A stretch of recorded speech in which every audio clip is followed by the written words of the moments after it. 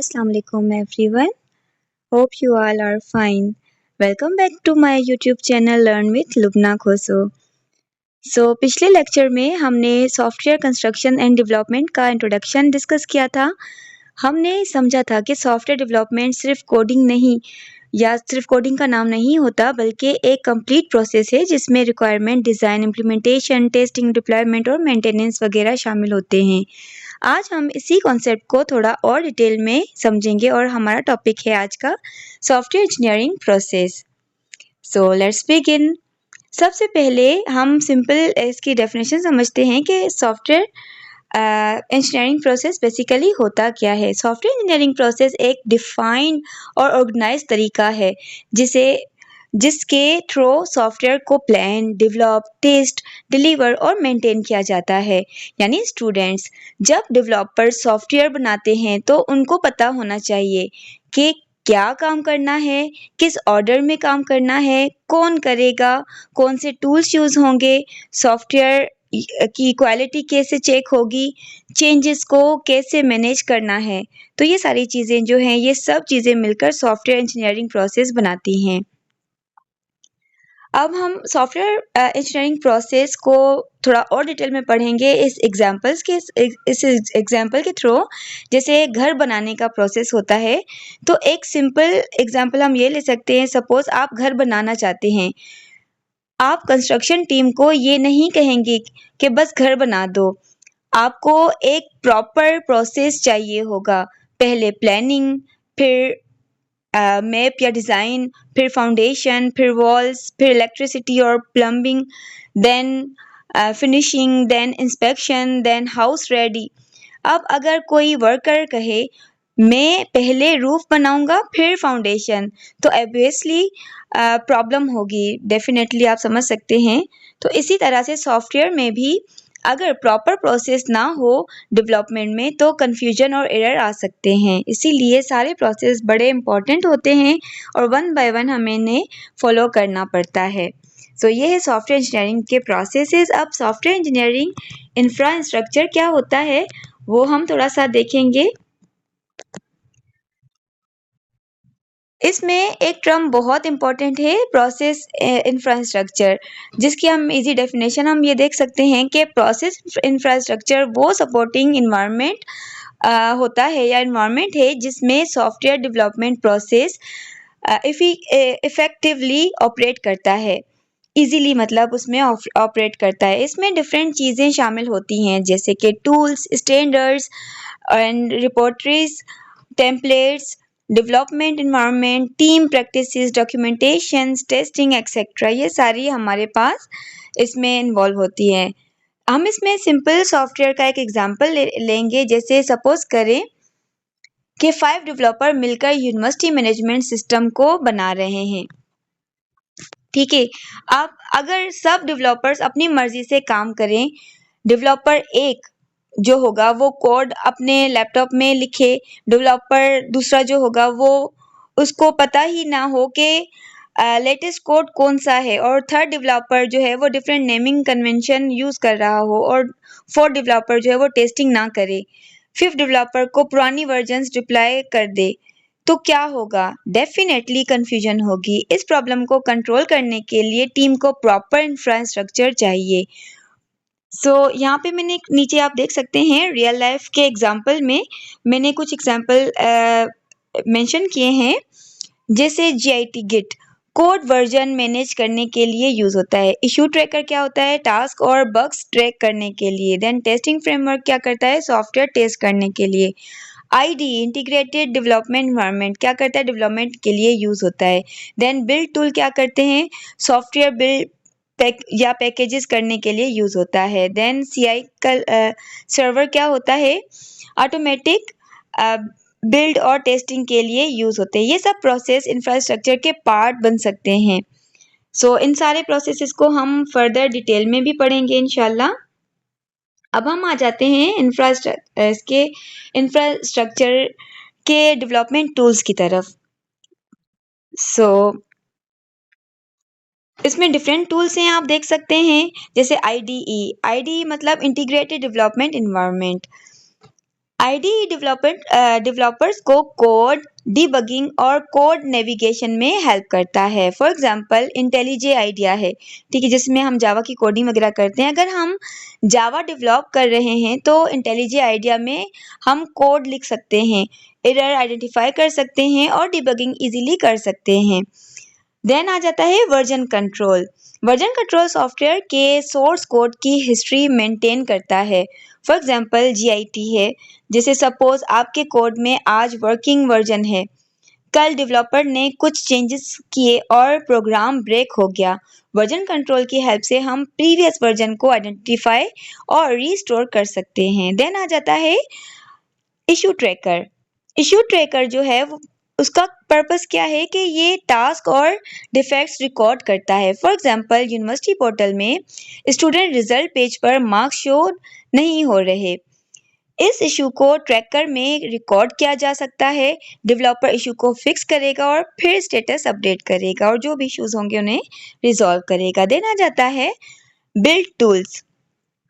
Build tools जो हैं वो सॉफ्टवेयर को ऑटोमेटिकली कंपाइल, पैकेज या प्रिपेयर करने में हेल्प करते हैं। जावा प्रोजेक्ट में अगर हम एग्जांपल लें मेवन का। देन आ जाता है testing tool. Testing tool software को वेरीफाई करने में हेल्प करते हैं। जावा में हम जैसे जे यूनिट का एग्जांपल ले सकते हैं या डिफरेंट और भी एग्जांपल्स हैं। देन आ जाता है डेवलपमेंट टूल्स।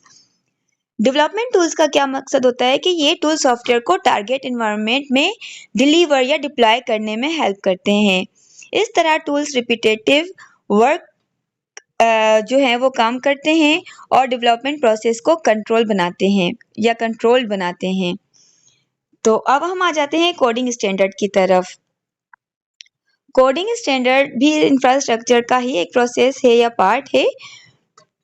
इसकी हम पहले इजी डेफिनेशन समझते हैं कि कोडिंग स्टैंडर्ड्स वो रूल्स और कन्वेंशंस हैं जो डेवलपर्स को कंसिस्टेंट और रीडेबल कोड लिखने में हेल्प करता है। फॉर एग्जांपल जावा में टीम डिसाइड करती है क्लास नेम्स मीनिंगफुल हों, मेथड्स के नेम्स मीनिंगफुल हों, प्रॉपर आइडेंटिटेशन हो या यूज हो, वेरिएबल्स के नेम्स अंडरस्टैंडेबल हो, कमेंट्स या डॉक्यूमेंटेशंस जो हैं वो ज़रूरत के मुताबिक हों। सपोज किसी डेवलपर ने वेरिएबल का नाम रखा x और दूसरे ने रखा स्टूडेंट काउंट।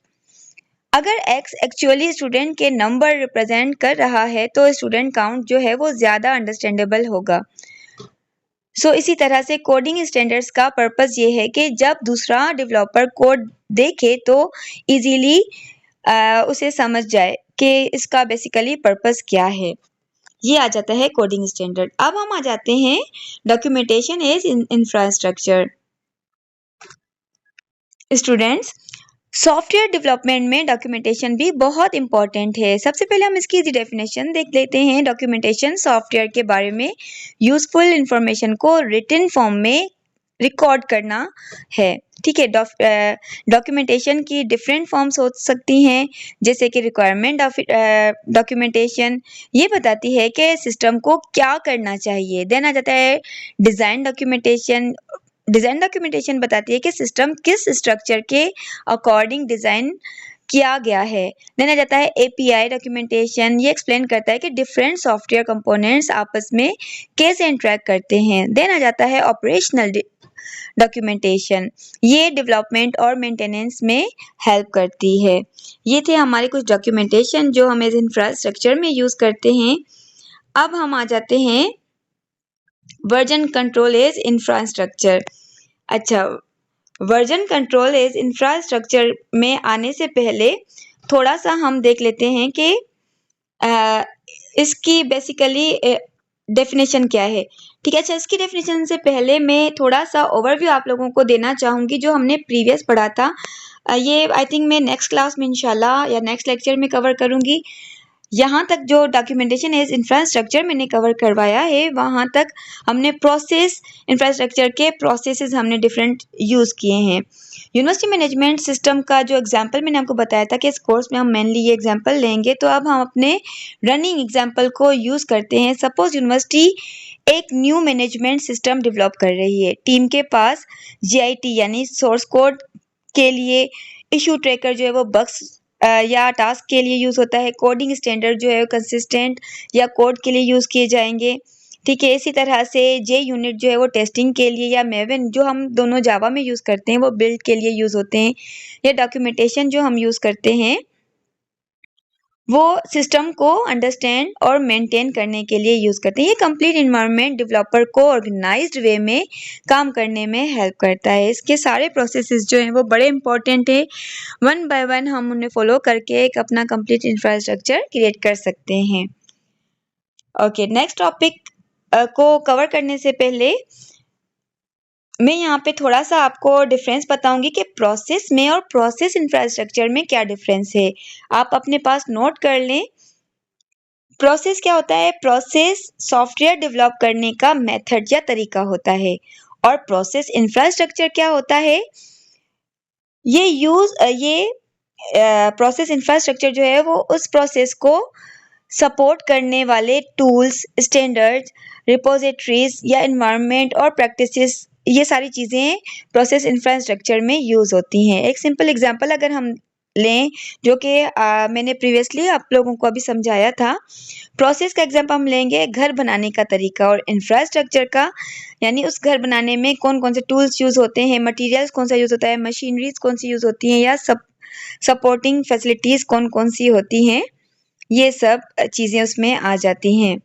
आज हमने पढ़ा सॉफ्टवेयर इंजीनियरिंग प्रोसेस क्या होता है, प्रोसेस इंफ्रास्ट्रक्चर क्या होता है, डिफरेंट उसके डेवलपमेंट टूल्स कौन कौन से होते हैं, कोडिंग स्टैंडर्ड क्या होता है, और डॉक्यूमेंटेशन क्या होती है, और कौन से टाइप्स की हम यूज़ कर सकते हैं। बाकी इंशाल्लाह आज हमने डिफरेंट टॉपिक्स कवर कर लिए हैं। नेक्स्ट लेक्चर में इंशाल्लाह हम और ज़्यादा मज़ीद इन टॉपिक्स को कवर करेंगे इस कोर्स से रिलेटेड। तो स्टूडेंट, आई होप कि आप सबको आज का लेक्चर अच्छी तरह से समझ आया होगा। आप क्या समझते हैं कि जो डिफरेंस मैंने बताया प्रोसेस में और प्रोसेस इंफ्रास्ट्रक्चर में, उसके अलावा अगर आपको कोई और डिफरेंसेस और उनके एग्जाम्पल समझ आए हों तो काइंडली कमेंट में ज़रूर लिखिएगा। अपना बहुत ख्याल रखिएगा। Thank you so much. Keep learning, keep practising, and अल्लाह हाफिज़।